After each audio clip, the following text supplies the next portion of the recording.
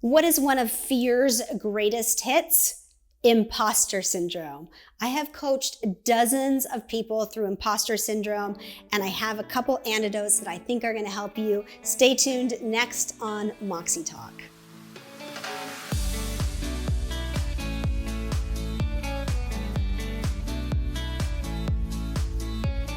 Hey everyone, I'm Fia Fasbinder. Welcome to Moxie Talk, where we help you find your voice, share your message, and lead with confidence. Today, we are talking about imposter syndrome. I call this one of fear's greatest hits. What are some of fear's other greatest hits? Fear of failure, perfectionism, catastrophizing. These are all things that present themselves when we are afraid. Now, what I find really interesting about imposter syndrome is that every single fear we have actually leads back to a fear of death. When I discovered this, I couldn't believe it. I thought, wait, no way. And then if you think about it, every single fear, you can trace it back to death in, maybe in the caveman or cavewomen days. And actually it was Charles Darwin who presented the theory that makes the most sense about imposter syndrome and how it relates to a fear of death. And his theory about this was that, and he didn't call it imposter syndrome, we call it that now, but his theory was that anything that would possibly cause us to be ostracized from our clan when we were in our cavemen and cavewomen days would be a threat. So because we needed to be part of a clan in order to survive, if we were put on the outside as babies, we would die. We needed that clan to take care of us. And if you think about imposter syndrome, it is really a deep-seated ancient fear of being rejected, of not fitting in with your clan. And I think modern day interpretation of this is really shame. It feels shameful. You feel unworthy of being part of that clan. And I have coached everyone from senior vice presidents in major Fortune 500 companies to executives that you would think are powerhouses. You would never believe that these people suffer from imposter syndrome. It is so prevalent in our society today, both men and women. And in the time that I've been coaching dozens and dozens of people through imposter syndrome, because it is such a barrier to success, to developing, to reaching our true potential, both in the way we present ourselves and communicate, and just as human beings. In my time coaching dozens of people through this, I've discovered two antidotes that I think are really helpful to push towards that fear, to walk towards that fear, and realize that this imposter syndrome is really just fear presenting itself in yet another way. Now, the first antidote in my experience is to realize that you are in a service position. You are actually not there to be accepted or liked. You are there to serve your audience. Now, I had an acting teacher. I took a workshop once from this muckety-muck acting teacher in New York City, and she said, the minute you start caring about what the audience thinks about you, you're bleep. Right? And I compared this to the same for business, the same for our development as professionals, as human beings. The minute you start caring about what they think of you and if they like you, you're bleeped. It's true. So how do you make sure that you're really tuning into doing service? It's really important to take a step back and to think about how you are helping this audience, how you are serving them. It's an important step that most of us miss. We spend so much time worrying about, are they going to like it? Am I going to be, seen and recognized and validated, instead of, am I going to serve them? And as soon as you put yourself in a service position and realize you're really a vessel to your message, as soon as you start doing this, that voice inside your head that says, I'm not worthy, I'm not one of them, starts to get quieter. And I call this voice K-Crap Radio.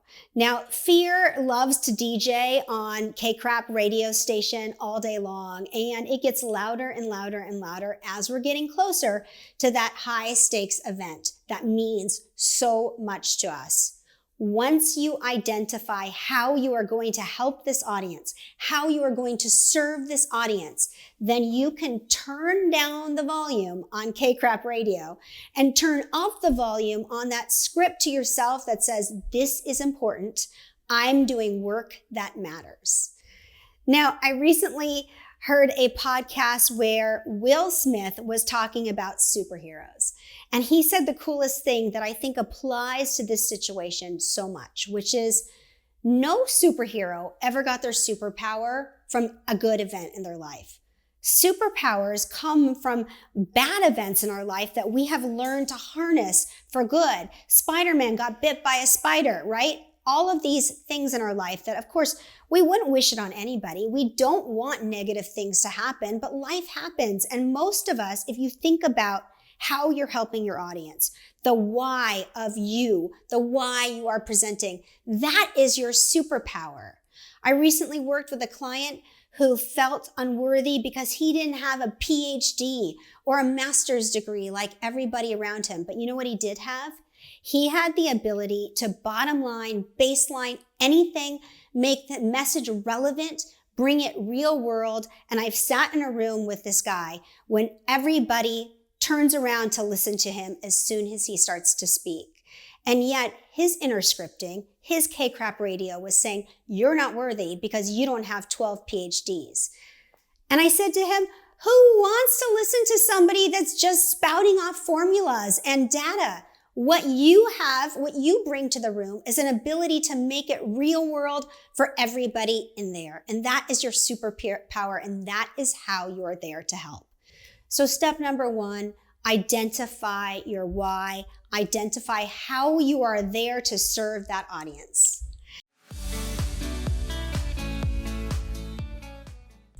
Now, step number two is be yourself. Shakespeare said, to thine own self be true. And I've always loved this. You know, as a kid, we also learned the saying that you might as well be yourself because everyone else is taken. Love this too. And my new favorite quote on authenticity is by Brené Brown, who said, authenticity is the daily practice of letting go of who we think we are supposed to be and embracing who we really are. And this idea of thinking we're supposed to be somebody else is where imposter syndrome comes with. And daily practice, everyone, daily practice. This means it's not something you just say to yourself once and you're like, I got it, now I feel worthy. It doesn't work that way. It is a daily practice of turning down that naysaying voice and turning up the voice that says, be who you are. And there is a freedom and a peace that comes to you when you finally allow yourself to be who you are and stop trying to be somebody else. Stop trying to please somebody else.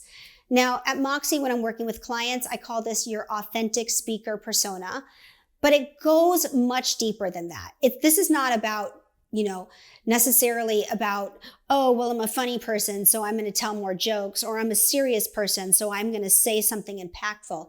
This is about walking into a room and knowing not only are you worthy, but you belong in a seat at that table. This is about knowing that you are not outside the clan, that what you bring to that organization or that team or that audience is worthy of being heard.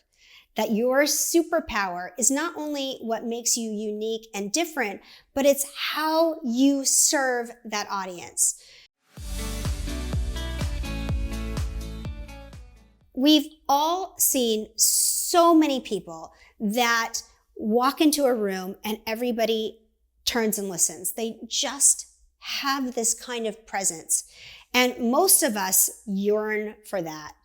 And I'm here to tell you that that is the result of daily practice. Most people are, not born with this kind of confidence. And as life goes on, we unfortunately have teachers and parents and relatives that say things to us that stick.